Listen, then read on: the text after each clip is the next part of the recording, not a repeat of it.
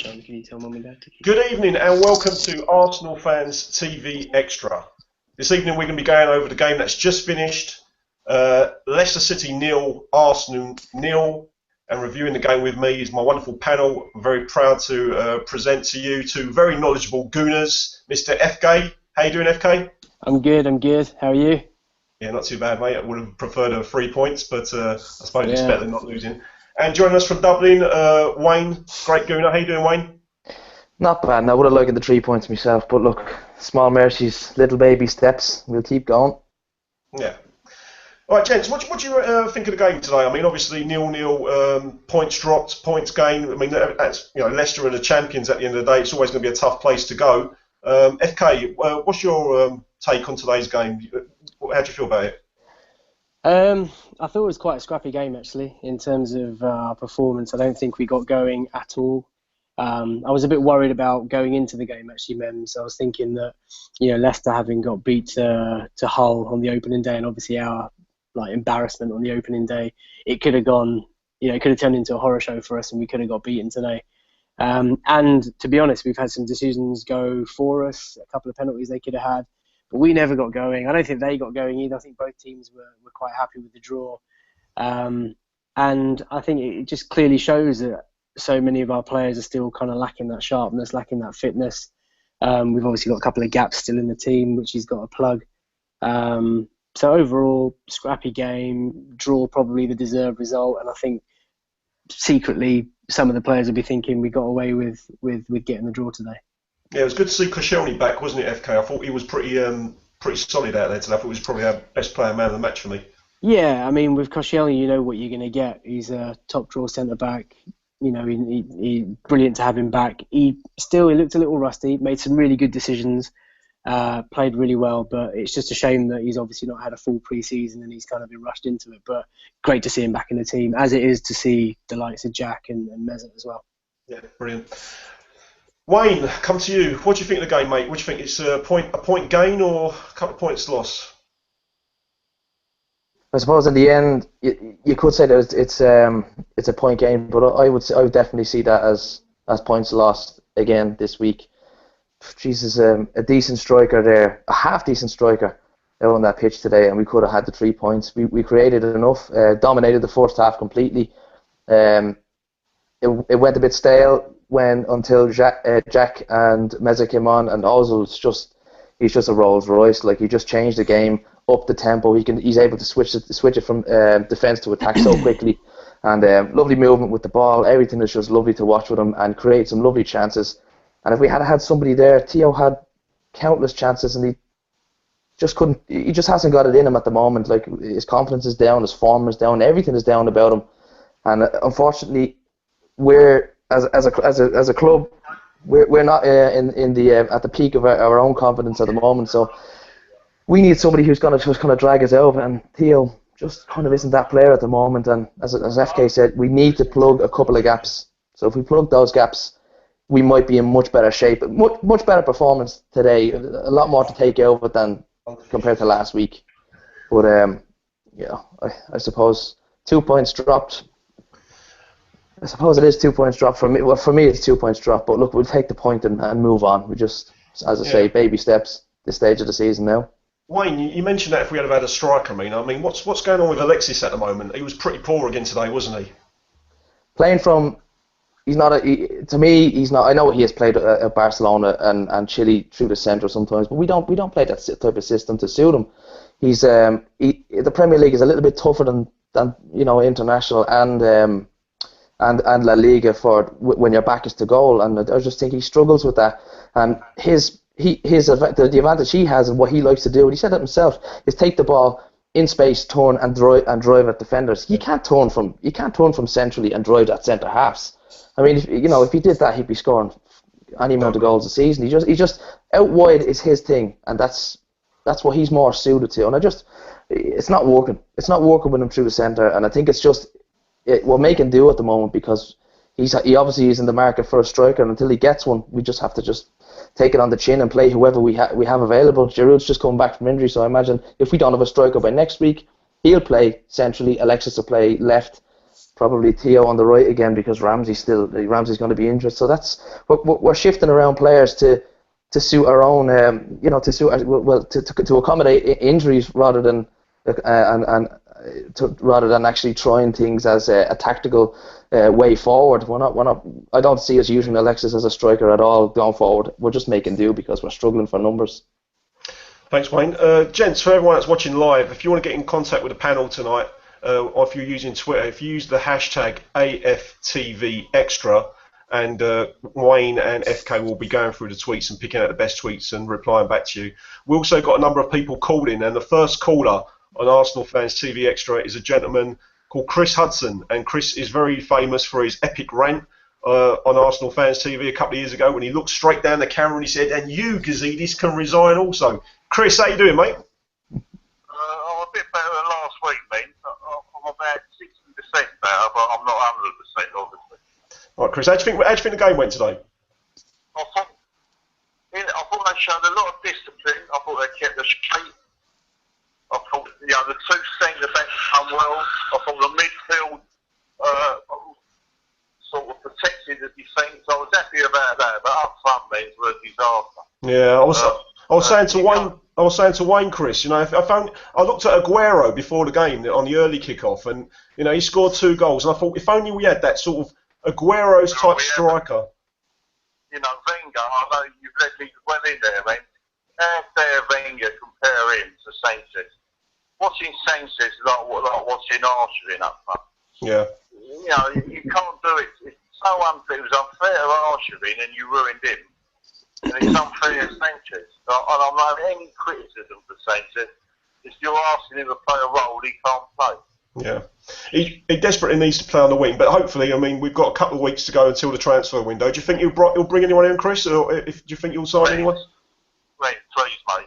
I've been playing that all summer. I know you tweet me today and you don't want me to mention the name, but the name you mentioned, I would be quite excited about. I think he could do a job. Let's see, Chris. What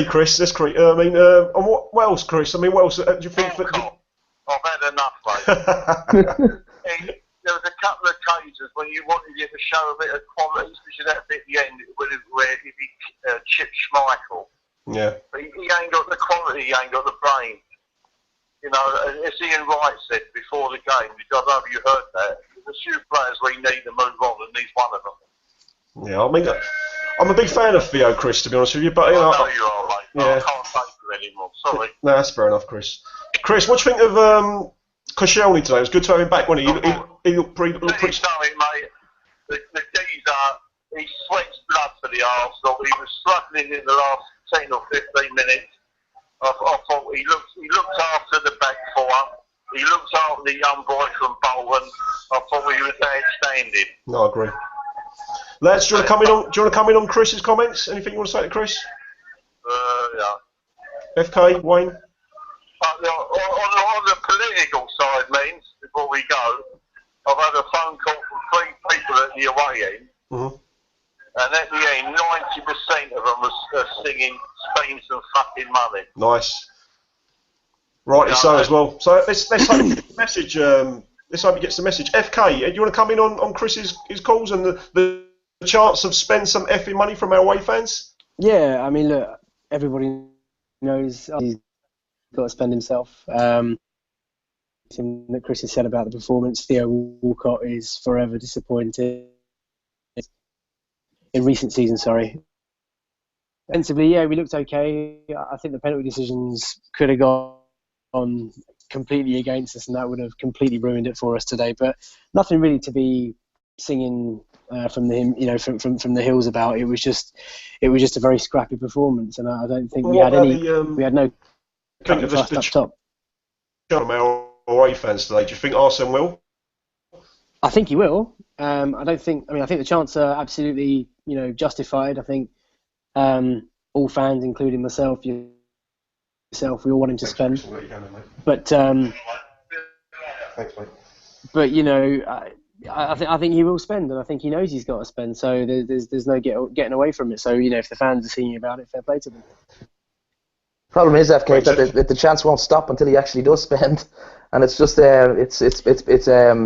he reckons it does affect the team a lot, and his hands to time to get over the line and all that. But I mean, come on, it opened of August. We're 2 weeks into the season. Surely we had to be a little bit more prepared than this. Yeah, I agree. I think in an ideal world we would have gone into the Liverpool game with a much bigger squad, much better prepared. But the reality is, I mean, he's obviously got his reasons for not speeding up the processes. I mean, he's after a certain player, Mustafi, and I think they were waiting for his muscular injury to recover or to heal properly before they decided to make that punt. Centre forward wise, I have no idea what they're doing. I've got a feeling they're going to make a late gamble or a late move for someone who might surprise us, but whether he pulls it off or not, Madness. I don't know. Don't know what his excuse is. Is this the madness still everyone's talking about, mate?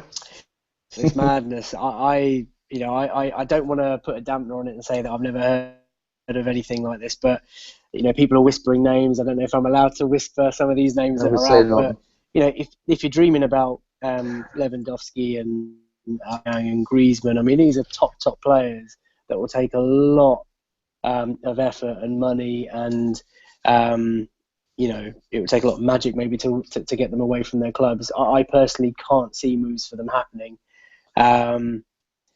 So who knows, man? I mean, I don't know. I would love to sit here and say, yeah, do you know what? We're going to sign a mega star before the end of the window who's going to lead the line for us. But knowing the market and knowing how we've been in recent windows, I just haven't got that much. Okay, thanks, Kev.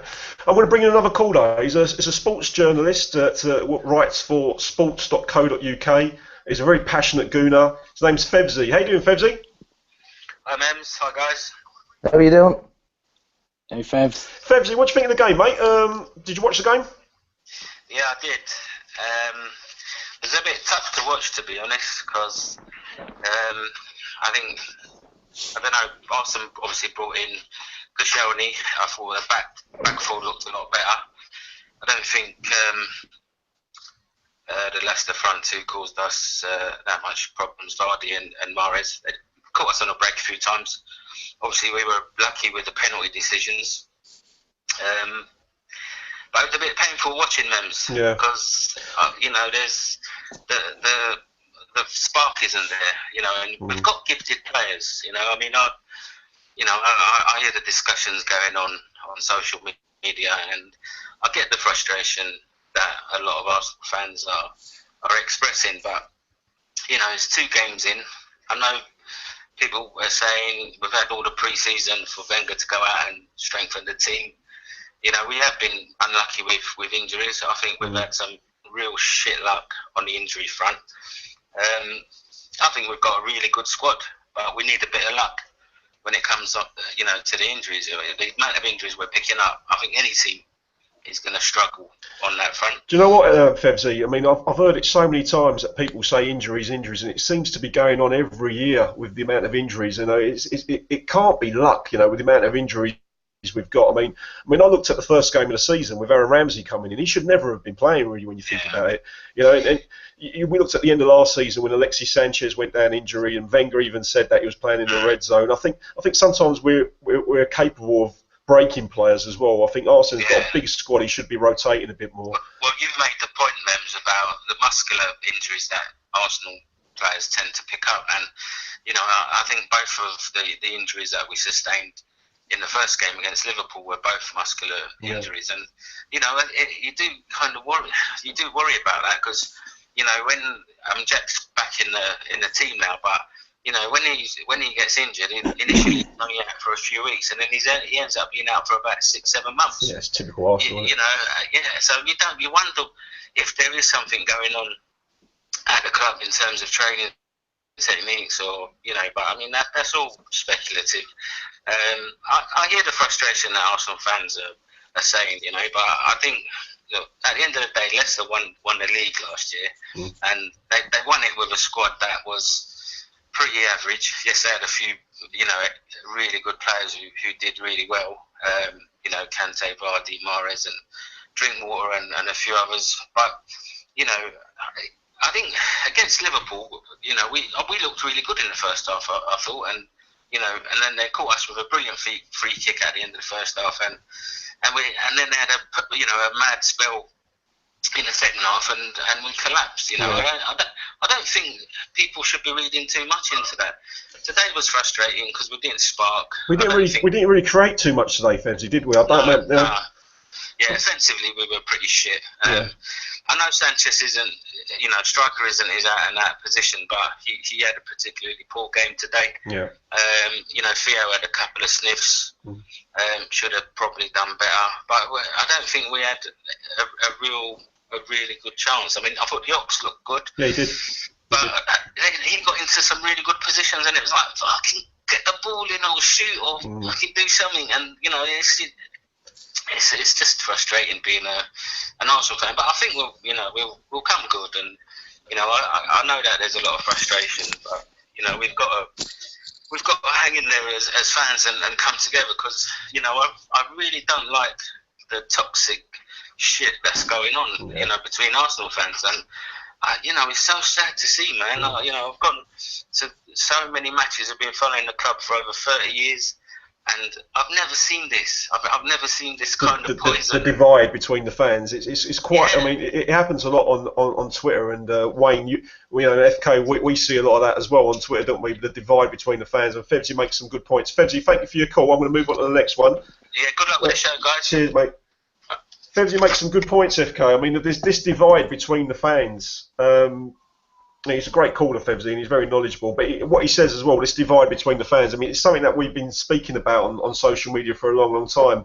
You know, I touched on it a couple of weeks ago. You know, it's got to stop, isn't it? I mean, we've got to come together and get behind the players and the manager, regardless of whatever opinions. When the actual game starts, we should be all united and be supporting that team. We can all have our opinions afterwards, but when that game's happening, we should all be supporting the team and get that place rocking. What do you think, lads? Yeah, you're totally right. You know, the atmosphere is a little bit poisonous. It's a little bit hostile. You know, everybody knows there's that divide, that civil war, if you like. People having, you know, different arguments. But I've got to be honest with you. When I'm actually at the game, whether you're Wenger in or out, whether you're Arsenal are going to do something or Arsenal not going to do something, everyone does get behind the team, and that's quite pleasing to see. But then, you know, it only takes one misplaced pass or a scuffed shot or a missed penalty, and you know, then true colours kind of come out. I don't think it's sustainable. I know it's been going on for 3, 4, 5, maybe even a few more years than that. But I do think the noise is getting louder and louder, and I'm not sure what it would take, apart from a managerial change, for the entire fan base to reunite. I think the differences are irreconcilable. Wayne? FK, your background obviously being finance, of course. I have a question for you, actually. Do you not think that we might have shot ourselves in the foot this summer by waiting so long? Like, just my point being that it seems to be that when the Pogba deal happened and the rumours of it were happening, that everything seemed to get an awful lot more inflated. It's like a second market evolved just after the Pogba deal, and you can see like the likes of Balassi moving for 30 million, and there's quotes of players for massive money. I mean, Leon are digging their heels in now for more money for Lacazette, whereas there was different prices being quoted long before that. I mean, look at one of the stars of the Euros, Renato Sanchez, went for, when it looks like small money now, even it was 37, 40 million. Yeah. Do you not think that maybe that we might have just shot ourselves in the foot by waiting too long? Even though Wenger was looking for obviously a great deal at the end of the market, but in reality the great deal mightn't be there now as a result. I think when we set off to move to the new stadium, it was a long-term business plan, and the idea was to obviously generate more money that we feel we could spend on bigger and better players.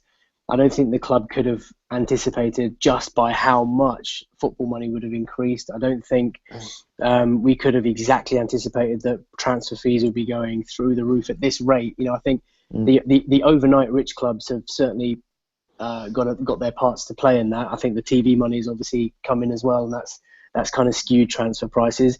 I think we've shot ourselves in the foot by just not admitting that, okay, well, look, we didn't prepare for that.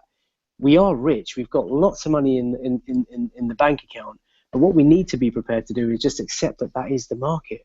You know, all right, getting your business plan slightly mistaken and things not turning out the way that you'd have hoped is one thing.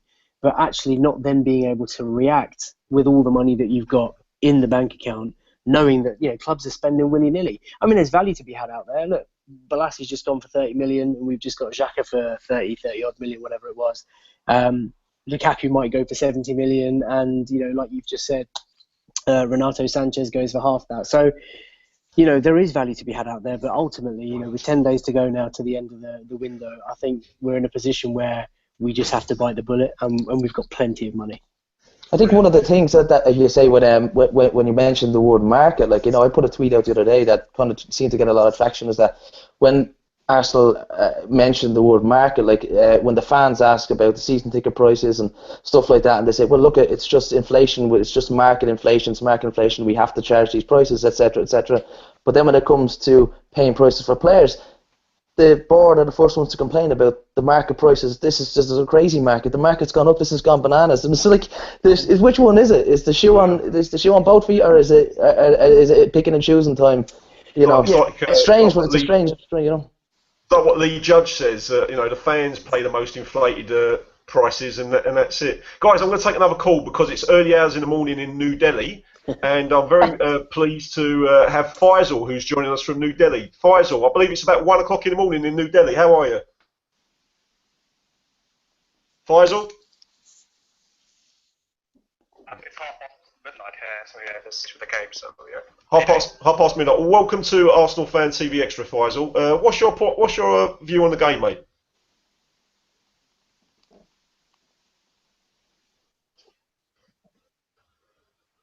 Feisal? I think we've lost Feisal. It's my name, Memz. It's so weird speaking to somebody else called Feisal, but anyway. You're FK, Faisal's on Skype. Can you hear me? Can you hear me, Feisal? Can't hear India Feisal, sadly. No, I'll try again, Feisal, okay? Sorry about that, gentlemen. We are live, and we are going to be experiencing some technical problems, as you can see. This is live TV. Sorry about that. We'll try again. So Feisal, I mean, I've got to respect the fans like Feisal who get up at the early hours of the morning to watch the games. I mean, there was a pre-season friendly when we was playing in America, and I stayed up until 2 o'clock in the morning to watch the game. And you've got to have nothing but respect for the fans that live abroad and get up at the early hours of the morning to watch the team. It's we're lucky when you think of it that way. Yeah, absolutely. Yeah. What time are you getting up, Wayne, in the faraway world that you live in? Or is it? Same time as you bollocks. I know. No, I mean, you know what, Memz? You make a really good point, because we've got so many overseas fans, and I'm lucky enough to travel a lot for work and whatnot, and I spent a lot of time out in Asia towards the back end of last year and the year before, and I went and joined the Bangladesh Supporters Association for a couple of games, and the passion, the noise, the fact that they all congregate together at stupid o'clock in the morning, they shout out the team sheet to each other, and they cheer after each player. I mean, it's incredible. And anyone who is part of that foreign fan base, needs to be very proud of themselves, but also I think for people like you and I who spend most of our lives here, we don't really appreciate what goes on. And I'm sure it happens, Africa, Asia, Europe, everywhere. I mean, it's phenomenal. It really is phenomenal. No, well said, FK. I totally agree with you. I've lost Feisal. I'll try again in a bit. We're going to move on to another call. We're going to be calling Kieran in a couple of minutes, so I'm going to try and make the phone call to Kieran. Guys, have you been looking through the tweets? Just to remind everyone that if you want to contact the panel, we've got a special hashtag AFTVextra, and we can read out your tweets as well. I've got Feisal calling me again. Let's try again. Feisal, can you hear me now? No. There's some good ones coming in, I have to say. There's someone's making me laugh here, actually. Please don't read out any abusive ones, because I'm sure we're going to get some later on. But if you can pick out your best tweets and crack on, guys, well, I'll try and make these get on the rest of you guys on. Just one here from Stephen Oliver says, I hope our good defending today doesn't make Wenger forget about the centre-back that we need. Always look stronger and quicker we came on. Absolutely, but I don't think he's going to forget about the centre back. I think it's we're far too short in numbers in centre backs to be pulling out of deals for guys now at this stage. I think we're almost certain to get a centre back, and I think we'd get one before next Wednesday. Let's play over. So there you go. You've heard that first from FK. Very much a man in the know. No, I'm not. Okay, guys, I have got Feisal from New Delhi. Feisal, can you hear me? Yeah, I can hear you loud and clear. How are you doing, man? Fantastic, Feisal. Welcome to the show. Welcome to Arsenal Fan TV. Extra. Faisal's Billy. It's 12:30 in the morning, Feisal. You stayed up to watch the game. What did you think of the game, mate? Yeah, what did you think of the game? Defensively, I guess we were solid, so that's a plus point. But then again, it's the same old thing again. I mean, we create so many chances. Where is our striker to convert those half chances into the goals? I mean, you look at Man City. I mean, Sergio Aguero gets a half chance and he bangs them in. I mean, where is our striker? Where is our Henry? Where is our Wiltord? Where is he? I mean, we got creative players out there who are going to create chances. We saw Memz doing his magic in the last 15 or so minutes. But where's the striker in the box? I mean, even Giroud. I mean, why wasn't he sent like on the hour mark? I mean, why? I mean, everything was played in front of the Leicester defence. Morgan and Huth, I mean, they could read our tippy-tappy play. So you have to change it, okay? Get the big Frenchman up. I mean, feed him some crosses, and you never know. But we don't do tactics at Arsenal, do we? No, you make some good points. Thank you, Feisal. We're going to get a response to your calls. I mean, what I noticed as well is that when Alexis was playing up front, we was getting to the byline and we was crossing the ball. When Alexis Sanchez is up against Wes Morgan and Robert Huth, and they were eating him alive. There you go. And then when Giroud come on, that's when we was like tip-tapping. It didn't make sense to me. We was playing like the wrong type of players for the wrong type of tactics. Faisal, thank you very much for your call, mate, and for staying on. I really appreciate it, and thanks very much. Guys, do you want to come back to Feisal, his points about strikers and the style? I'll come in on that there. Like there's a tweet came in there just saying that there was something I was going to say earlier on, but I forgot it and I lost it. But it came back to me with this tweet actually. Just Walcott's movement today was decent, but the technique was poor. I think that sums Walcott up. I think his movement is good. He tries to hold the line well, and he tries to get himself into good positions. But oh my God, like I can't believe how poor his finishing was. And the one good chance he got I think he was 8 yards out, and he tried to slide it home with his left foot. That's the one where he shouldn't have shot. He should have laid it across. There was 2 or 3 players lining up in just to the left of him who would have had a clear shot at goal. But Walcott tried to take it on his left foot, which we tried to chip him. Is that towards the end? No. This was before that. I think Ozil had.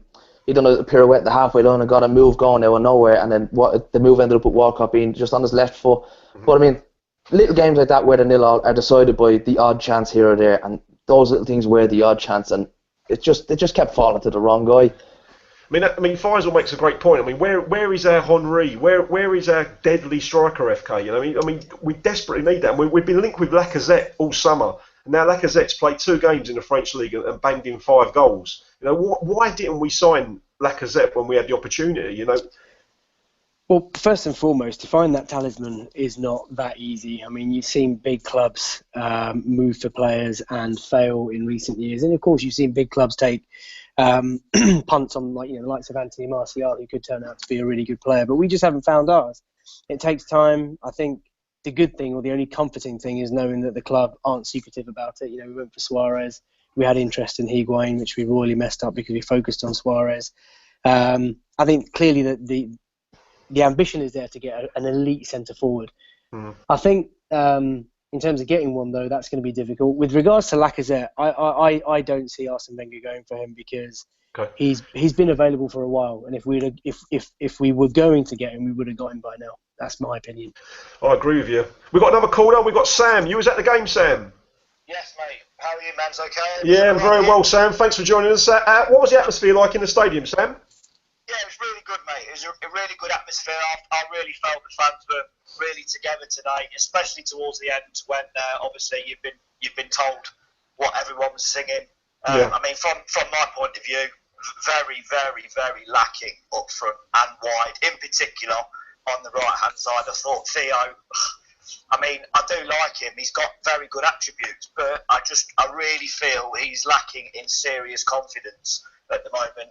And to chuck him in and to keep him for the last couple of games, for me, he's just done next to nothing. And, it really showed today. His finishing was off. I just, again, just disappointed, mate. I really am. They were there for the taking today. 100%. If we had that lethal striker, and I've heard you been talking, and if we had an Ibrahimovic or a Aguero or a Suarez, someone of that ilk, or even someone who could just score, like a Jamie Vardy, for instance, we would have beat them today, no questions. I felt we were really solid at the back as well. I thought Xhaka was absolutely outstanding. Yeah, can't believe he brought him off, to be honest with you. I can't believe he brought him off. But, you know, we did okay. We did okay, but we're just really, really, really lacking that centre forward that we all know we desperately need. Who would you buy, Sam? I mean, realistically, say we've got £40 million to spend or £50 million to spend. Which striker would you go and sign? Need more than that. I think what everyone's saying, Lacazette. You know, is he a bit of a pull million? I would say he's on the expensive side for that sort of money. But you know, what else is out there, mate? We haven't got much option. We've got a week left in the transfer window, less than a week. I think what we get, if we get anything, which I believe we won't, I think I just think, we're not going to get the quality that we need, which is why obviously Arsene keeps saying, oh yeah, I'll only buy top quality. I think the top quality he might have had tried, but I just don't think we can get them. No, that's my opinion. You make some good points, Sam. Sam, I mean, obviously watching the game on TV as I was, I mean, when I see Francis Coquelin picking up a yellow card, I was absolutely horrified to see him still on the pitch, and I thought he's a time bomb waiting to be sent off here. Yeah, absolutely, mate, absolutely. I think a lot of fans around us were saying pretty much the same. Early booking, we were thinking, oh God, here we go. What you got to watch it. He sort of calmed down a little bit after he got his yellow card. It didn't go so, in as hard or in as quick as he could have done. But I was disappointed that he took Xhaka off. I thought he dictated our play very, very quickly. Got the ball, he spread it very, very quick on the ball. He was getting it at his feet, out wide. Yeah. I think him and Ozil. I think if he could pass the ball into Ozil quicker when he came on. For me, Ozil, when he came on, he looked a cut above absolutely everyone else on the pitch. I agree, Sam. Thank you very much, Sam, for your call, and have a safe journey back, and well done for going. Play, Sam. Cheers, Sam. On the Arsenal. Come on, boys. Cheers, mate. Cheers, Sam. FK, Sam makes some really good points, and he highlighted the performance of Granit Xhaka today. I saw Granit Xhaka playing in the Euros, and I was very impressed with him. And obviously, he came on last week and conceded a number of free kicks and got a booking. And I tweeted today before the game when I saw Granit Xhaka starting. I said I'll give him 25 minutes before he picks up the yellow card. But I thought he played really well today. He looked very composed on the ball. His distribution was good. He looked solid in the tackle. What's your analysis of Granit Xhaka, mate? Yeah, I think he settled in quite nicely, actually. And you're right about the Liverpool, the debut. He looked a bit, let's say, too eager. But today he looks very comfortable. I don't think he's 100% fit yet, which is probably why Wenger took him off. And I was very surprised about Coquelin staying on the pitch, because once he got his yellow, like Sam said, he was a liability waiting to happen.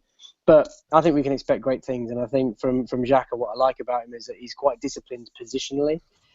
He's obviously got that long ball in his locker, and once he starts, fine-tuning that and gets Alexis out wide or Walcott running in behind, I think that'd be a really useful tool for us. But good player. I just want to pick up one thing that Sam did say, Memz, and that was, we can have all the elite strikers in the world, but I do think that our final ball sometimes in the final, in the box or just by the byline, I think we're too wasteful. I don't think we're efficient enough in getting that ball into the right places for an attacking player. It's been said, FK, that we overcook it and we try and walk the ball in the goal. Yeah. Is that another criticism that you think? Yeah, probably. I mean, there were a couple of occasions today where we've tried to pass it out wide and get in behind the fullbacks, and whereas maybe we could have just taken an opportunistic shot, or maybe just tried to cross it in a little earlier. So there is that. We do try and overcomplicate things sometimes. I think that's just the nature of the style of the play that we have. But I do think sometimes we can be a bit critical on our centre forwards, because the supply is just not that great all the time. And I'm talking particularly our wing backs. Bellerin's great at getting forward, but he's not the best crosser of the ball. Yeah. Monreal, the same, doesn't cross it early enough. And sometimes you find ourselves in midfielders getting it, in beyond the penalty spot, but the quality is just not there. So it is a striker issue, but it's also a supply issue. We can't just rely on Mesut Ozil to ping one on a sixpence. No, I agree. I mean, we did look a different way, and we looked a different team when Ozil came on in the last 10 minutes. We just seemed to be much more alive, and things seemed to be happening. Are we over-reliant on Mesut Ozil, you think, mate? Because Santi was pretty... I know Santi's come back from a long injury. He was pretty anonymous in the first half, wasn't he? But Ozil, as soon as he come on, he seemed to change the game for us. Yeah, look, every team out there has a player that they're over-reliant on, or they're just simply reliant on. every team has them. You know, Madrid has Cristiano, Barcelona has Messi. We seem to have Ozil as a player that makes us tick. I know what FK is saying about the final ball around the box, but there's an old saying going that the good strikers find space, you know, and make that final ball that little bit easier to actually find, you know, the kind of way. Maybe we just don't have the strikers that are able to snuff out space around the box. That I'm not talking about yards and yards of it, just that 1 yard. That 1 yard you need to be able to strike a ball first time and put it in the back of the net. Great strikers, box around the box, that type of goods, yeah. Create something out of nothing, don't we, and just sniff out a goal. Because I'm going back to what FK said about tactics and that final killer pass and walking in. Sometimes you just want a striker to pick the ball up and do something on his own and just go past 2 or 3 players and pick out the top corner. I mean, that's what we want. We just want that world-class killer striker. There's not many of them out there, to be fair, but you know, I would just hope that if there was a chance of getting one, that you just wouldn't pull, you just wouldn't bottle it. You might as well go all in now, because it's you didn't spend anything last summer. In to be fair, bar Peter Cech, and with a couple of sales on top. I don't even know if we spent even the fee on Cech last summer altogether. But you know, this summer, just do it, just get it done, give us a chance. I think that's what the biggest divide in the fan is, Memz. In my opinion, is the biggest fan is that we're not giving ourselves the chance to be competitive. I believe you'd actually see a huge change. Let's say, for example, hypothetically speaking, when we went out and signed Griezmann, right? Spent 80 million on him, right? That ain't gonna happen. But let's say, for hypothetically, we done it, right? You would see a change in mindset in the fans. It would not only would it bring the club up, as you know, bring morale in the club up, bring morale up in the club, and the fan base up, the whole lot. And they might lay off and say, well, fuck him, you know, he's actually spent the money. Now it's down to the players on the team. Whereas the pressure is down on Wenger because he's not doing what we all expect him to do, and that's to give us the chance to plug the gaps in the team, to give us the best chance. Whereas we're going out here with no striker. Last week we went out with no centre half. So fans can only look at that and say, that's Wenger's fault. That's Wenger's fault. Whereas you have the loyal Wenger fans will say, it's not Wenger's fault. But when logic would suggest that it would be he would be responsible for those decisions. So there's where you have your divide. But I believe if you plug the gaps and give us a good fighting chance, you might see a huge shift in that animosity between fans. I genuinely believe that. I don't believe it's incurable at all. I think we just have to give ourselves the best possible chance. Get our squad sorted, get it fully up and running, and you know. Mate, you make some great points there, and I totally agree with you. You know, I mean, Wenger has got some stick, and if he did go out and spend heavily, then maybe that will bring the fans together. I mean, the away fans were singing it, weren't they, at the end at full time? They always do, don't they? In fairness. Don't forget to get your tweets in, guys. FK and Wayne are going to be going through the tweets. Have you guys picked out any tweets? Yeah, there's a lot on here about Wenger having to go because he's not spending, but I don't think he's deliberately not spending. Few shouts for strikers, lots of people calling out for Griezmann, lots of people calling out for Lewandowski. Some people very critical about Sanchez playing up front and saying that we're limiting his game. Mo's actually just come in saying, you know, we're wasting his talent by playing him up front. And I'm inclined to agree with that, actually. I think he's a great player. It's more than fair, yeah. And I think it'd be great is maybe a little deeper out wide, picking up the ball, running at players rather than sort of waiting the ball to get to him. And, you know, he's certainly not that great in the air. So playing the ball up to him, expecting him to be a target man is just not working. Lots of people talking about investment. You know, let's crack on. A couple of tongue-in-cheek shouts. Chicharito, Javier Hernandez. That's not a bad call because he's a proper striker, isn't he? So last resort, I wouldn't mind. It's better than nothing. Guys, I'm going to take another call. I've got a gentleman who's on hold. Liam, how you doing, Liam? Did you watch the game today? Yeah, I did. Watched it at home with my dad. The game just seemed a bit stale.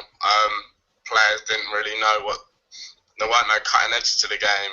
Players was taking that extra 2 touches. It just seemed like we've kind of lost that step. We've seemed like we're playing in 4th gear. Playing Sanchez up front's criminal. He's not a striker. Wenger, before he's played Arshavin, when he was there, he was a cam and he played him on the wing, so he's just playing players out of position where if he was playing on the wing, fair enough, Giroud shouldn't be there starting the season, but he's our best striker that we've got. We should play him. You play your best team. Memz will change the game when he come on. You could tell he's our best player, levels above everyone else. I thought Rob Holding had a good game. Good job. Looked kind of cool. Yeah, he hasn't got a mention yet. Fair play, yeah. Fair enough, he gave the free kick away, 93rd minute, but other than that, I'd say it's pretty faultless. You can see why Wenger chose him over Chambers. He seemed really calm. He can carry the ball up from the back as well, which is nice to see. Liam, what does this say about Callum Chambers now? Because we spent £16 million on Callum Chambers, and you know, I mean, if Gabriel's injured, if Mertesacker's injured, if he's being overlooked by a player that's we've just signed for £2 million, do you think there's a future for Callum Chambers, mate? I think he's got to go out on a loan. I think if he goes out on a loan, gets first team football, he can come back. But I was saying that to my dad. Me and Dad were saying it like £2 million. Money in football is a big issue at the moment, but £2 million. He's a talented player. Chambers has been with us 2-3 seasons now. You think, all right, if the main centre backs get injured, he's going to be the next one that comes up. We've tried him at right back, we've tried him at CDM, we've tried him at centre back. There just doesn't seem like he has a place at the club to say. But he's a great guy. But sometimes, I think Ian Wright was saying it before the game, we just stockpile players. It's like that. Walcott, he shouldn't be at the club. He is a waste of space. I hate him. He does nothing. I know players that I've coached, they're about 8 years old and they've got a better footballing brain than that guy. He should have been out like 4 years ago. Liam, I love Theo Walcott, mate. I think Theo gets a bit of criticism because of the wages he's on, you know, but I think I think the fear with Theo, for me, Liam, is that if he went and played for another club, if we sold Theo Walcott and he went to Liverpool, I guarantee that he'll be, you know, that player we always hoped he would be. So I think Theo's just been unlucky. So I think that, you know, I think he will come good. He's playing his right position, which isn't up front. But we've been waiting 10 years for him to come good. The best thing he's done was hold up the 2-0 sign against Tottenham on the stretcher. I liked him. I've read his autobiography and stuff like that, and he seems like a nice lad, but he's not cutting it. Arsenal should be a world-class club. What I said to you earlier when we spoke earlier about our owners saying they're buying us to make money, really, and not to win trophies. Yeah. That's why players like Walcott are still there. If you had a owner like Usmanov, maybe, who wants to spend money, wants the best for the club, players like Walcott wouldn't be there. And players like that, they would have been gone ages ago, because he's not. I don't feel that he can contribute enough to Arsenal to win a league title. I really don't. Liam, you make some great points, mate. Thank you very much for your call. I'm going to go. FK, touching on Liam's point, I mean, we saw a tweet phenomenon this week from Arsenal fans saying Kroenke out. Now, there was some talk that Mr. Usmanov was going to invest his money into Everton, and Arsenal fans have got a little bit upset with Mr. Stan Kroenke's comments in the recent months, because he came out and made a quote saying if he would have bought Arsenal to win trophies, he never would have done so. He didn't buy Arsenal to win trophies. What's your take on this whole Stan Kroenke Usmanov thing? Do you think it would be different if Mr. Usmanov came in? You'd like to think it'd be different if Usmanov came in. A lot of people are just assuming that it would be all hunky-dory and that he'd just be sitting there with his £50 notes and just splashing the cash like there's no tomorrow. I think what Kroenke said was completely staggering, actually. I mean, I'm gobsmacked that something like that would come out publicly, and that he'd almost sort of boast about it because it came out in the story as if that was the headline. I think, if he wants to make money, I'm sure he knows deep down that the more successful the club is, the more money he's going to make. And actually, Memz, I think it's a bit of a false economy, sort of laying the blame at Kroenke, because Wenger's come out in press conferences and he's come out and said quite openly that, we have the money, I make the decisions. Gazidis has said it at question and answer sessions that, the financial support is there and then it's up to us, and if he wants to spend, then it's ultimately down to him. So, I'd like to think ownership would be different, but look, the guy's not going anywhere. He's going to be in control of Arsenal for a long time. His son's now a member of the board, so they're planning, succession planning or planning for the future. Usmanov has just cut, Red Holdings, or whatever they're called. They've just come out and said that they're not looking to go anywhere. So I can't imagine there'll be any change. I think the money's there to be able to for Wenger to spend. And it's up to Wenger. I don't really want to turn this into a show to bash Arsene Wenger because I know he's got a lot on his plate at the moment. I mean, you say the money's available and Stan Kroenke's made the money. Why is he not spending the money, in your opinion? What's going on at Arsenal? Because we apparently got 200 million to spend. We moved from Highbury to the Emirates to compete and buy the best players in the world. But yet every year we seem to be going in low for players and then missing out on players. I mean, it seems to be happening with Mustafi, with Liverpool hopping around. What is going on at Arsenal? Who's making these decisions? I mean, I know you're very pro Arsene Wenger, but surely he's got to change his philosophy of spending, isn't he? Ultimate accountability will come down to Arsene Wenger. I mean, it has to. He's a manager of the football club, and it's quite clear that he makes the final decision. With regards to the money, I don't think we've quite got £200 million to spend on players. I think we've got about 100 million, quite safely, that we could spend. And then when you forecast in that you don't have to pay up front for players these days, you can structure payments in such a way that you can pay over 2 years, 3 years, 4 years, a bit like buying a house or buying a car. With regards to going lowballing. I find this quite amusing because, clearly you wouldn't just go in and splash out, £70 million on a player that you could perhaps maybe get for 35 or 40. I do think sometimes we do take the mick, and I think as the window wears on, our desperation will get bigger and we'll probably be forced our hand. But I've got no problem with that. What I do have a problem with is I think at the cost of pursuing a big player and then not getting him because of whatever reason at the 11th hour, the cost of not buying someone who could not be as good as that elite player but still make a positive difference to the squad, I think that's criminal. Yeah. And I think that's bordering negligence actually on the manager's part, on Gazidis' part. The chief exec, I know he works for Arsene Wenger, but he's got to basically push Wenger to say, look, if you're not getting your number one man, don't put all your eggs into one basket like we did with Suarez. Yeah.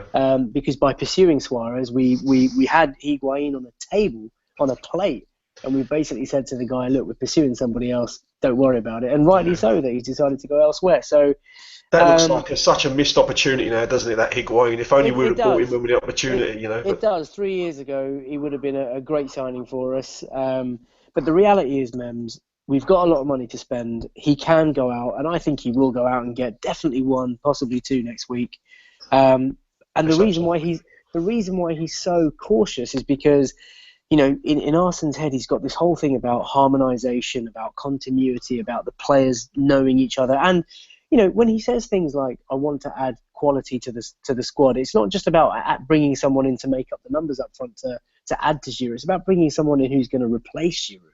It's about bringing someone who's going to replace Mertesacker. That's not easy. So maybe that's why it takes so long. I think a lot of the fans there'll be a lot listening to this back, and they'll probably want a bit of a clearer explanation as to, say, Wenger's interview during the week where he said, like, he ringed off Walcott, Akpom, Giroud, Sanogo and Asano. I couldn't believe he said Sanogo. And said, if we're going to buy players, we have to have somebody who's better. I mean, come on. I mean,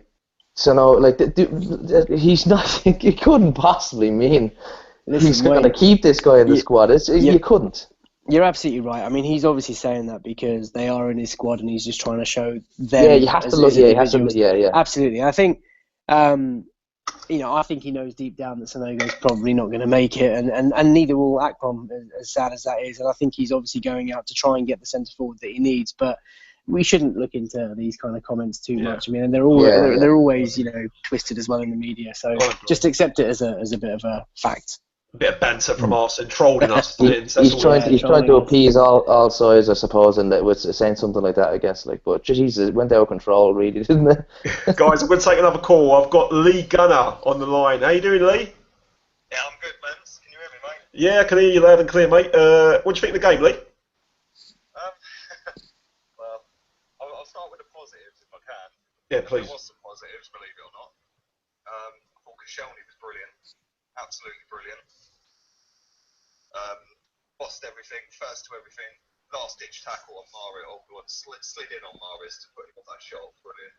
I thought Rob Holding looked a lot better next to him than he did last week against up with Callum Chambers. Miles better. Yeah, our last caller Liam picked out Rob Holding. I thought, so I thought he played well as well. So it's a good call.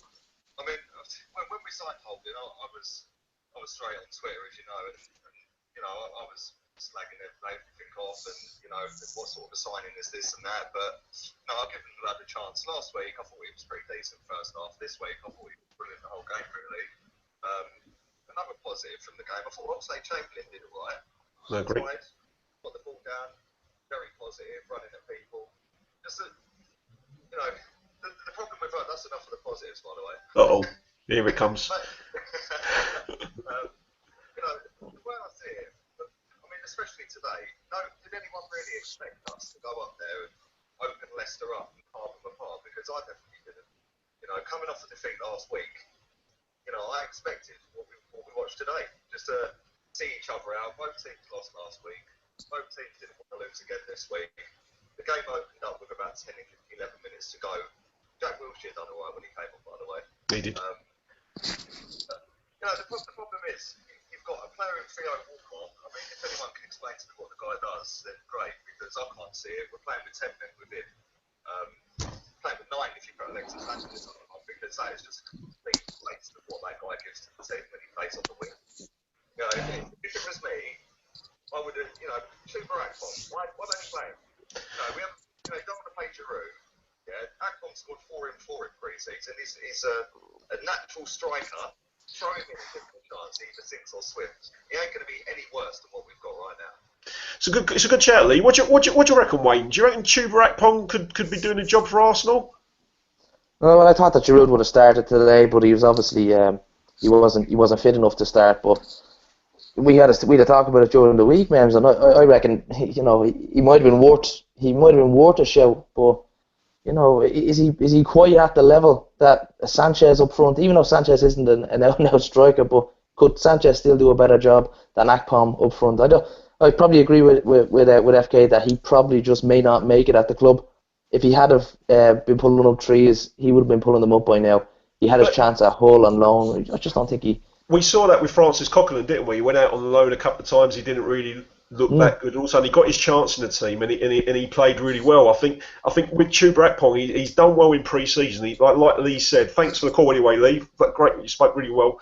He's played 4 games in 4 pre-season games. He scored 4 goals. What more can Brad do? We've seen against Liverpool that Wenger's prepared to put a couple of youngsters in. Rather than playing a player out of position, Wayne, why don't you just give him a chance, see what he can do? I mean, we've seen with Hector Bellerin in the past, when young players have been thrown in, that they can deliver. Maybe today wasn't the day for him, but maybe another day might be a day for him. I think with Leicester there today, they were so quick from back to front when we were attacking, and it became for the last few minutes, those 20 minutes when the substitutions were being made, I don't think it was a time to bring him on, because it could have been it might have been a disaster for him if he had an absolute mare. It'd be hard for him to recover from stuff like that. But maybe another day he might get a chance. Give him 30 minutes if we're 1 or 2 up. That's the way I would do it anyway. FK, what would you say about that? What do you think about that? Yeah, I agree. It's difficult to disagree with any of that. Nothing really to add, Wayne. I think you've summed it up quite perfectly. Guys, any more tweets coming through? I mean, I'm just having a look on Twitter now. I hope you're all using the hashtag AFTVextra. Any tweets you can pick out, Wayne? Anything that you've seen? Yeah, there's one that just Jim Devlin came in with, just said, is anyone else worried that playing Sanchez so out of position you'll get fed up and shoot off? There's all, like, social media can blow those types of fears out of control altogether, but you can guarantee that Wenger just has had a little quiet arm around him and said, look, I have somebody coming in, I have XYZ player, you'll be back on the left hand side. That's all it takes, just to appease the player and say it's grand, everything's cool. I don't think it's as bad as people. Jim makes a fantastic point. I know Jim from Twitter, and he speaks really well, but I think body language tells you a lot about players. And for me, there's something not quite right about Alexis Sanchez at the moment. I mean, there was talks that he wasn't happy in England. There was Juventus who was sniffing around, and playing out of his position as well. He just doesn't look happy. I mean, what do you reckon, FK? Are we in danger of ruining Alexis Sanchez here? There's something quite clearly not right about his body language. He doesn't look comfortable. He doesn't. He's not that smiley personality that he once was when he first joined. I'm not sure if it's to do with life in London, life at Arsenal, the system, the position, etc., etc. It could just, it could just be nothing. It could just be genuinely knackered, and he's just not having a good time in the team because he's not amongst the goal scorers. He's tied down for 2 years. The club want to keep him. Wenger wants to keep him. I think he likes life in London. I think we'll probably end up keeping him, but it's not nice to see. I want to see an Alexis Sanchez, zipping around, happy, smiley, trying really hard. I think he seems to be only happy when he's scoring, doesn't he? That's the maybe Wayne. The guy he is, yeah. Maybe Wayne, but he does. I hate it when players start shrugging their shoulders and they start stropping around a bit, and the whole, as soon as the whistle goes, just jog straight off down the tunnel. I don't like to see that. So yeah, there's something quite clearly not right, and I hope it's solved very, very soon, hopefully by signings. Let's bloody hope so. I mean, there's been a quote by Arsene Wenger. Apparently, he's told SFR Sports, Mustafi, ? We hope it will be done. We are struggling to find the players we need.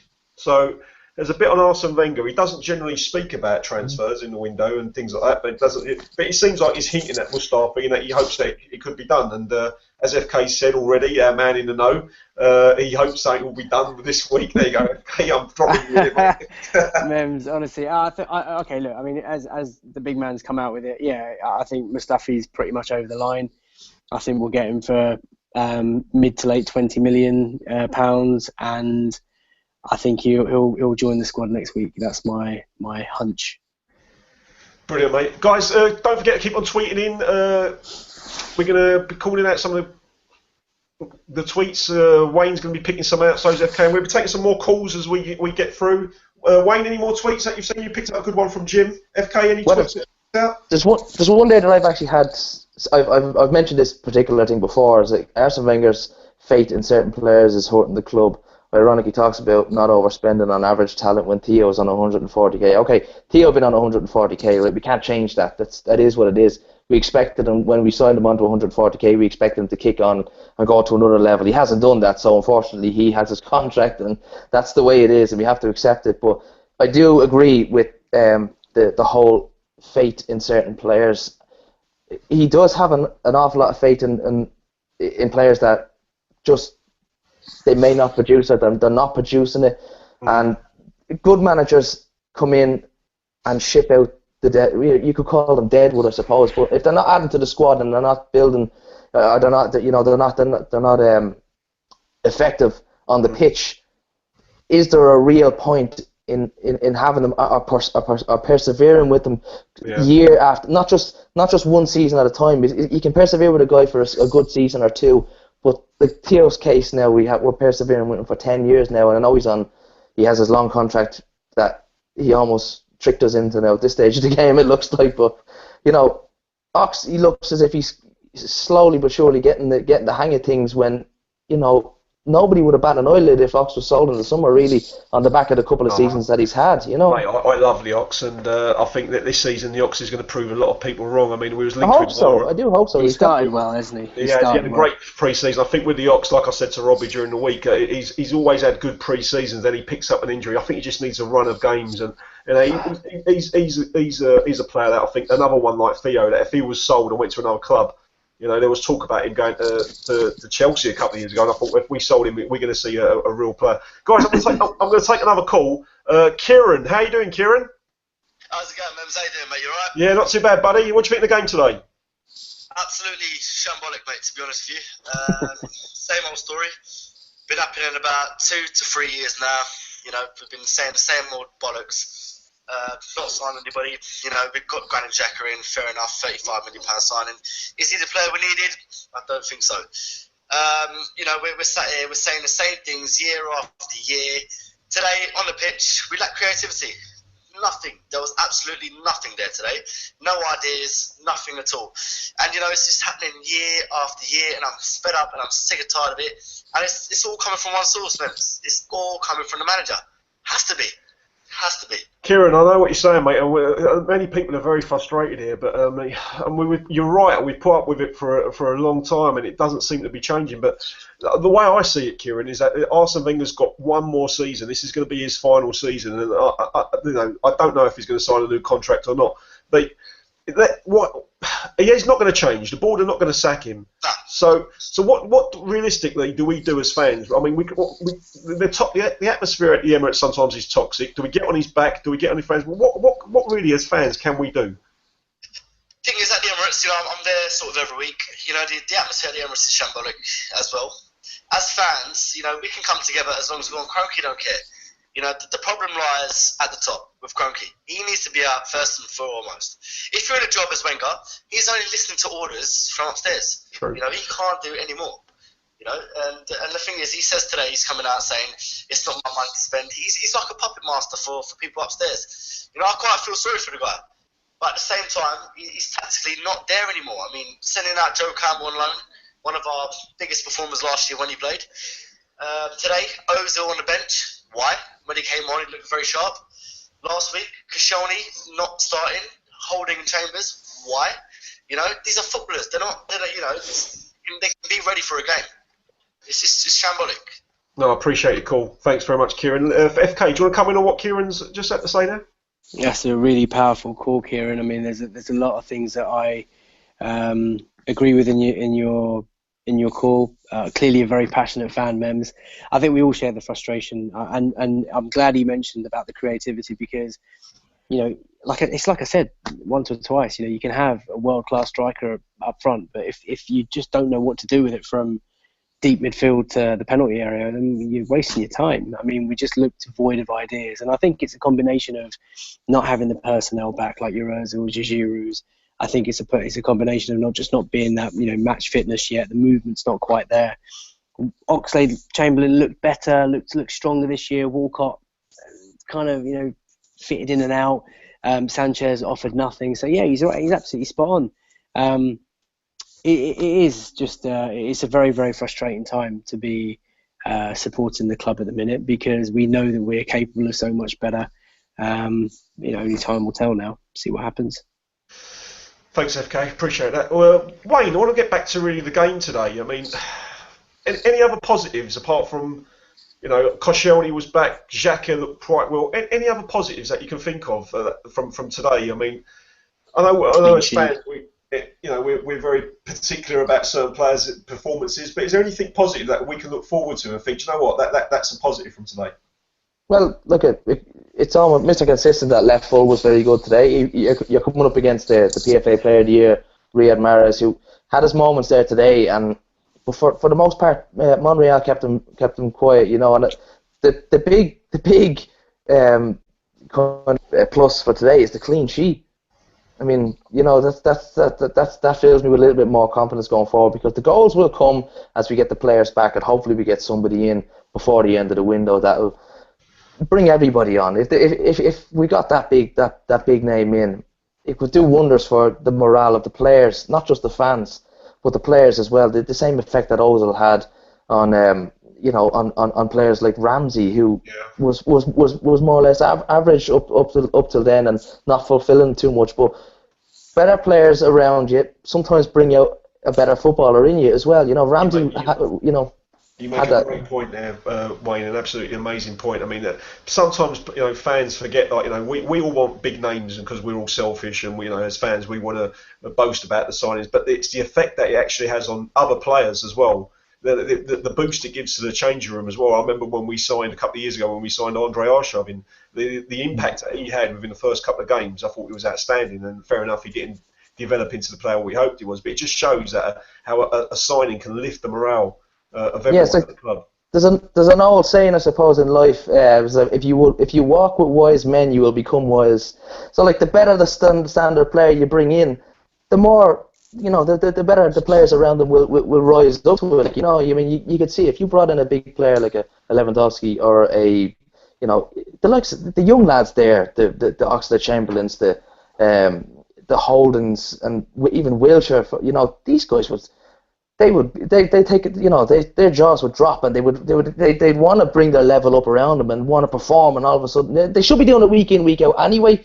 But sometimes it might just take that little bit of an extra spark to bring these guys, to kick them on another level that they just don't quite have at the moment. No, I agree. FK, is there anything on Twitter that you've come across, mate, that you want to share with us? No, I mean, the messages are of frustration that we never really got going today. We haven't got that creative impetus. We need to get strikers. I mean, some guy, Tahir Jalil's just said we need to get Balotelli on loan, I think. Balotelli? There's a lot of desperation out there, Memz, and I'm feeling I thought we were desperate the other day when someone linked us with Johnny Evans, but Mario Balotelli. Well, I mean, listen, the hunger for a striker is so very real. People are questioning now about Joel Campbell's imminent loan move, which I think is going to go through this week. People are saying, Joel Campbell's situation sucks. So that's from adolescent. Would that not be an indication, though, FK, that surely there's something coming in? Well, you would think so, but then with Wenger saying in the press conference this week about Serge Gnabry coming back and getting a new contract, maybe it's Campbell out and Gnabry in. I mean, I don't know. That's possible, yeah. I would like to think that it's because there's a forward coming in. I'm hopeful of that happening. But there's a lot of people talking about Campbell. A lot of people really disappointed that he might be going. And that's pretty much it, really. The thirst for a striker is very real, and the frustration's there for everybody. Absolutely. Okay, thanks. And keep those tweets coming, guys. I've got to take another call. Thank you, FK. I've got to take another call from James. How you doing, James? Hi, mate. How you doing? You all right? Yeah, not too bad, James. What do you make of today's game, mate? It's 50-50. At the end of the day, I'm kind of pleased with the point, especially after last week's performance. I just think it's just frustrating from watching it point of view. It's just was so lacklustre. Going forwards at the minute, it's just a bit worrying. Today, the only player I can see that showed any potential was Chamberlain. I think he was one of the only players that was direct. I just think everyone else was just a little bit off key. Even Rob Holding? What do you think of Rob Holding, James? Do you think he played well? I think, do you know what? I think he did really well today. Obviously, right at the end, it was a bit squeaky bums with that foul on the edge of the area. But I think, do you know what? For the entire game, I didn't hear his name mentioned a lot, which is obviously kind of good, and that's what you want to hear. But I think he just looked 10 times more comfortable playing alongside Kieran with obviously a lot more experience. So, yeah, to be honest, that was really good to see. Good stuff, James. I mean, what about the strikers, Alexis Sanchez up front today? He was quite anonymous again today. We've had a number of calls, number of tweets that are coming through. A number of people are concerned that we're not getting the best out of Alexis at the moment. I mean, what do you think the situation is? Is it a change of tactics that we need? Should we be playing with two sort of strikers? I completely agree. I think if you're going to play him up front, he needs to play with someone. So whether you're playing with Giroud, I think, to be honest, the league that obviously Arsenal are in is so physical. And the defenders he's coming up against, you, as for instance today, your Hoots, people like that, he's going to stand no chance. But to be honest, I think today, with your classic Arsenal in it, all we want is the perfect goal. And really today, an Akpom, do you know what, and by people like Hernandez, people that just want to score goals at the end of the day, no matter how ugly they are, would be perfect. No, you're great. Do you know what? It was even suggested on Twitter that Jermaine Defoe would be the perfect striker for us. I mean, that's the type of. I mean, you say Chicharito and that type of striker. That's the type of striker there, the Ian Wright type player that just wants to score. But there's not that many players on the market at the moment. I mean, we just had a tweet coming from saying Balotelli. How would you feel about Balotelli, mate? Right, please don't. It would be chaos if we signed him. Lovely, mate. Thank you very much, James, for your call, mate. I much appreciate your time, mate. Make some good points. Thank you, mate. Cheers, mate. Everyone seems to be saying the same things, FK. Everyone's frustrated that we seem to be playing decent enough football. We're tapping around the box. I mean, we're all seeing this as well. I mean, as fans, I mean, surely Arsene Wenger should be seeing this. I mean, why doesn't he change the tactics sometimes, FK? I mean, we've seen other managers, they take off a DM and they put another striker up front. They play two strikers. Arsene doesn't seem to be doing that in some games. I mean, is that something you picked up on? Yeah, definitely. I mean, it's commonly accepted that Arsene Wenger has his tactical shortcomings, let's say, or he can be naive sometimes. The setup is always the same. I think to his credit, he believes in a philosophy. He really believes in a particular style of football. He talks about fans being entertained first rather than as a priority. That's clearly just not happening at the minute because things aren't gelling. But yeah, that's one of his. It's one of his flaws. I mean, making substitutions always in the 70th minute, never being brave enough and just chucking things in, or never making earlier changes or changing the midfield kind of dynamics. But it's his philosophy. He believes in it. He there must be some sort of science behind that. I refuse to believe that Arsenal's just stuck to this.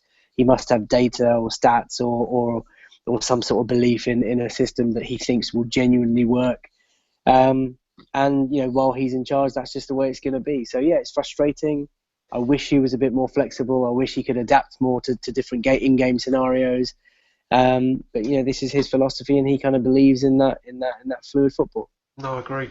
Wayne, I mean, talking about tactics and everything, I mean, when Arsene Wenger first came to Arsenal, we played a different style to what we play now. I mean, from when we went and done the Invincibles and done the doubles, etc., we had Perez on one wing, we had Lundberg on the other, we had two holding midfield players, and we played Bergkamp and Henry, two strikers. We changed that when Fabregas sort of came into the team, didn't we? And we sort of now stay with that same formation week in, week out.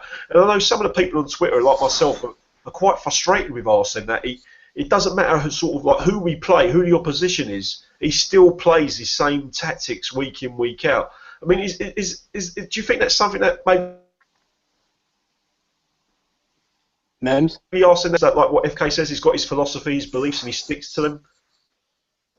I think after he got beaten in the 2006 final by Barcelona, something changed in his approach as to how football would move on in the future. And he kind of tried to jump on the bandwagon a little bit by playing this 4-2-3-1 kind of a lone man striker kind of a system. And he stuck to it, and he's built teams around around certain players, and he's always relied on the individual brilliance of players to win him games rather than sweeping tactical moves or anything like that. That he's always relied on the brilliance of players, and he's actually said it himself that he enjoys the expressive artistry of players, and he likes that to win games. It's just you don't see too many changes of him. He always believes he has unwavering belief in the players he puts out, even though we're looking at it going, this can't go on. He must change. The system is right. He's sitting in the dugout, and he believes 100% that somebody is going to come up with something on the pitch to make the difference, because that's what he signed the players for. Players who can make a difference in the flick of a switch. That's what he tries to identify in a player when he signs them, and he believes that each one of these players are capable of a match-winning moment at any time, like the way Perez and Lundberg or Vieira were at their, in their time, or Bergkamp and Henry in their time, and he's kind of kept that. That's as FK says, he just doesn't change that system. He believes in certain things. He believes like in that 70-minute substitution, he might have some sort of, as I say, some data or whatever, physical drop-off point with opponent. I don't know. It could be anything, but we're not going to see too much change in that type of stuff. He's still gonna try and put this philosophy into play. It ain't going to change anytime soon. See, I mean, we saw in the Euros Giroud when he played with Griezmann. He's quite an efficient player, Giroud. I mean, his link-up play is very good. He reminds me of Alan Smith for the guys that are old enough to know Alan Smith. His link-up play is very good. His first touch is good. He brings other players into the team. With the formation that we play, I don't think we really get the best out of Giroud, if I'm being honest. And we've seen with like Alexis and with Theo that they struggle in this formation as well. So I think to get the best out of Giroud and get the best out of Theo and Alexis, if they're going to play a striker, you've really got to mix it up sometimes and play two strikers, especially at home games. When we play against the lesser teams, say for example, why do we really need to play DMs? Let's go with the two strikers. I mean, that's something I don't think Arsene does enough. Is mix his game up enough and his in-game management. And we've seen other managers like Ancelotti with Jose Mourinho, I hate to even say his name, that if things ain't going right at half-time, they make substitutions at half-time. And it's like FK said, Arsene seems to be stuck with his 70th minute subs, and it's sometimes when he does do his subs, it's like for like.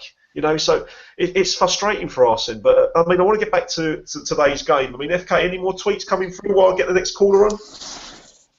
No, not really. If my wife was on Twitter, she'd be telling me to come for dinner. Sorry,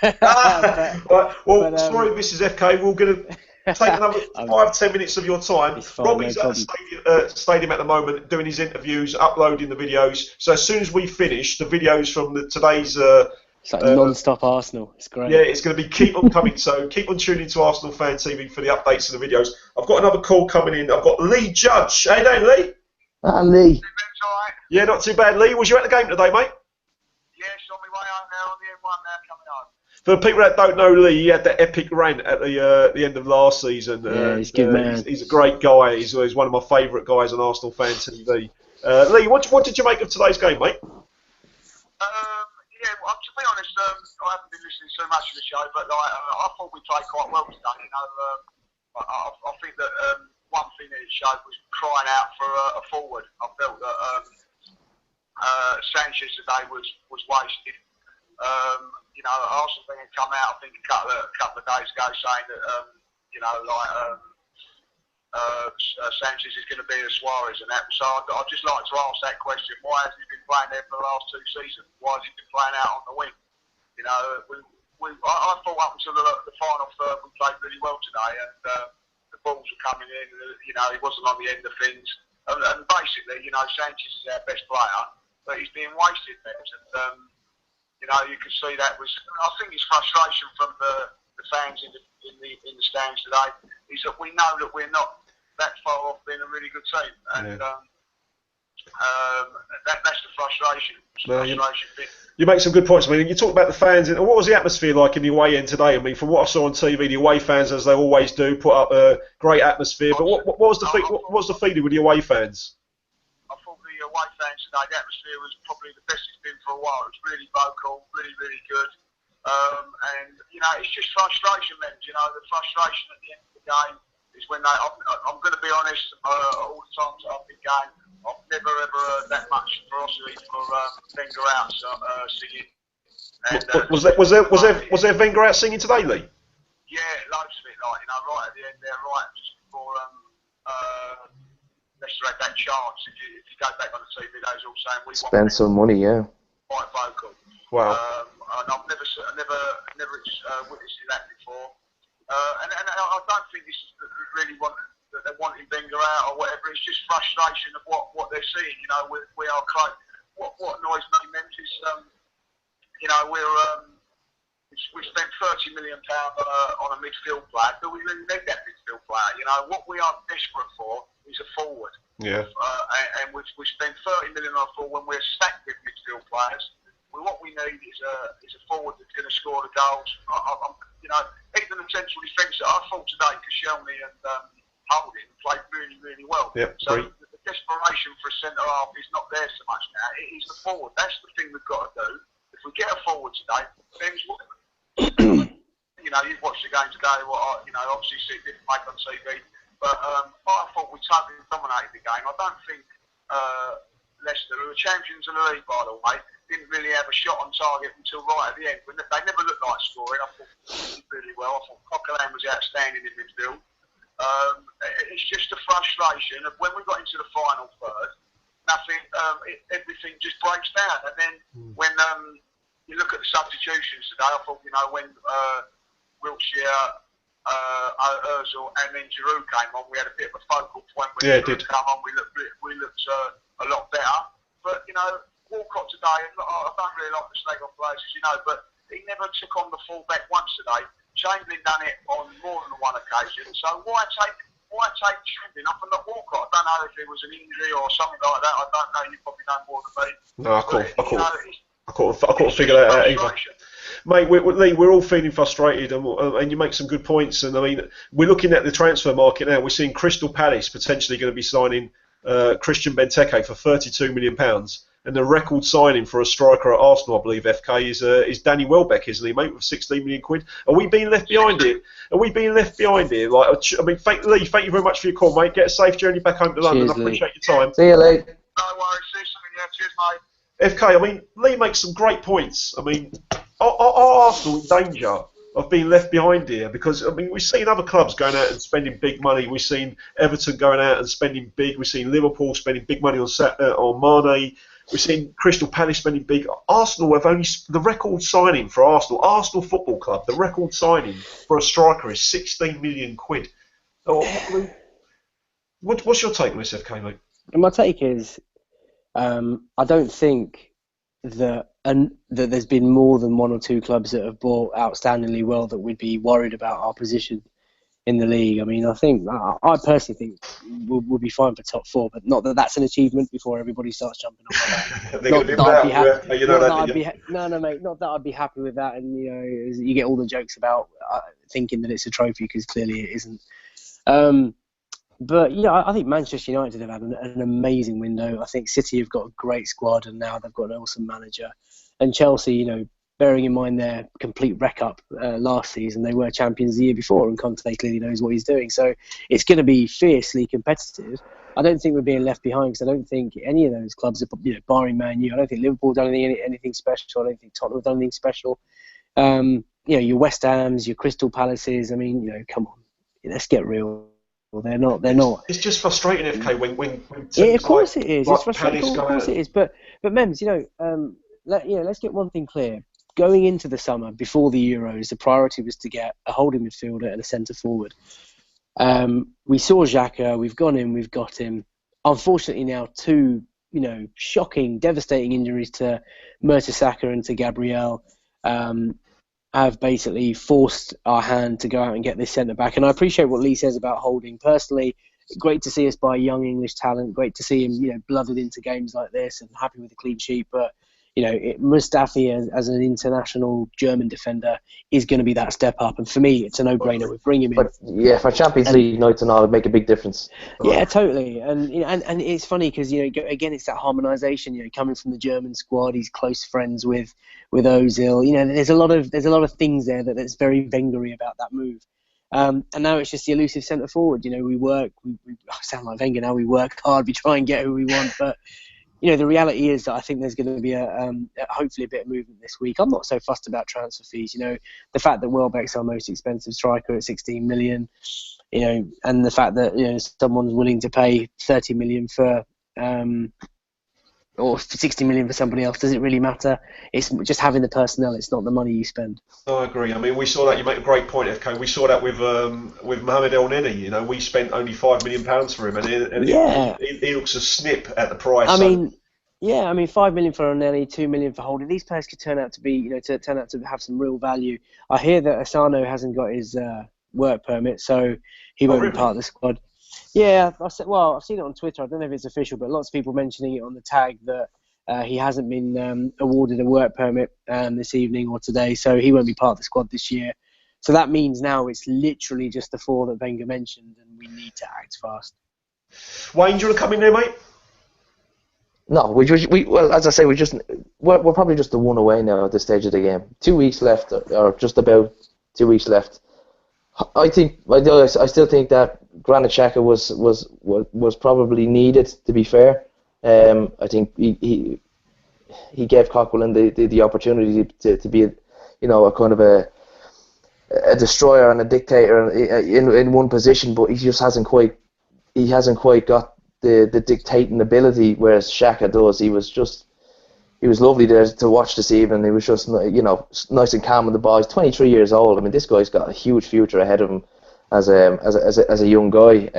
And I think that's what we bought him for as well. I think Coquelin has probably peaked, where Xhaka's got another level left in him. Do you think that's an area, though? I mean, going back to what Lee said, was that an area that we desperately needed covering? I mean, bearing in mind that we've got Mohamed El Neni now, we've got Francis Coquelin, we've got Santi Cazorla, we've got Ramsey, we've got Wilshere. We seem to be overloaded with centre midfield players. Was that a signing that we really needed, or I mean, everyone knows that we need a striker. I mean, seems odd that. If you don't mind, Wayne, I mean, we needed someone who was better than Coquelin, and we've got that. We needed to replace numbers because Arteta retired. Flamini has been released. Rosicki's gone. So I'd like to think that El Neni was brought in as a replacement for kind of Arteta, maybe. Xhaka's like your much bigger upgrade on Coquelin and Flamini. And Iwobi's probably your Rosicki because he's emerged and he's doing really well. But I don't think you can have enough midfielders at Arsenal. I think one of the biggest problems that we've got as a football club is that we're constantly destroyed or paralysed by injuries. And it's the one thing that's inevitable. So for me, if we get 10 games out of Jack this year, that'd be great. If we get 20, 30 games out of Ramsey this year, that'd be fantastic. So for me, I think, it's always good to add in central midfield as long as we can now go out and add up front and obviously defensively. No, you made a good point. Wayne, do you want to come in there, mate? No, as I say, with Xhaka, you're looking at a massive improvement on Cockrell, and the ability for this guy to be able to ping a ball from back to front and get us on. He has that kind of, let's say for example, what Drinkwater was able to do with Vardy last year. Get that ball, those long balls over the top. Unfortunately, at the moment, we don't have a striker to take advantage of it. But I'm hoping that if we do get a striker in, that he becomes even more valuable as a result. He gives us another option, He gives us that second option of not just being able to dictate play and from deep, but being able to switch it from back to front to catch teams on the break ourselves. So it gives us a plan B. Coquelin hasn't got that in him, but Xhaka 100% does. And it is a great option to have when we do have our back to the wall if we're up against a better side on the night, No, I agree with you. I mean, to be honest with you, you both made some great points. I mean, I do feel he's an upgrade on Francis Coquelin. I mean, Francis Coquelin is a destroyer centre midfield player. He wins the ball back, but I do think he's quite limited with his passing. NFK, you make some great points about replacements for Rizeki, Arteta and Flamini. So, you've both made some great points. We're going to be wrapping up the show very, very soon. So get your tweets in the last 5-10 minutes. We're going to have one more caller who's going to be DT, the banner man. He's on his way back from the ground. I'm just waiting for DT to contact me. So get your tweets in using AFTVextra, the hashtag. Robbie's going to be uploading the videos very, very soon. We're going to be finishing in 5 more minutes. We're just going to get DT on the line. I'm going to be calling DT in a second.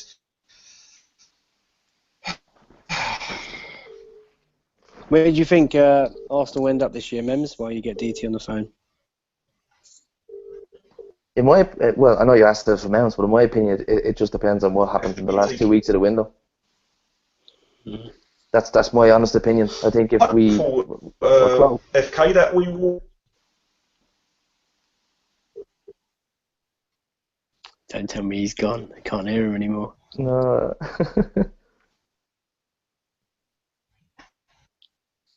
Memz. Oh dear. I don't believe it. We're 5 minutes to go.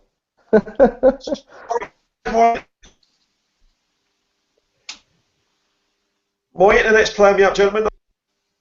Oh dear. Can you hear me, gents? We can hear you all right, yeah, but we can't see you.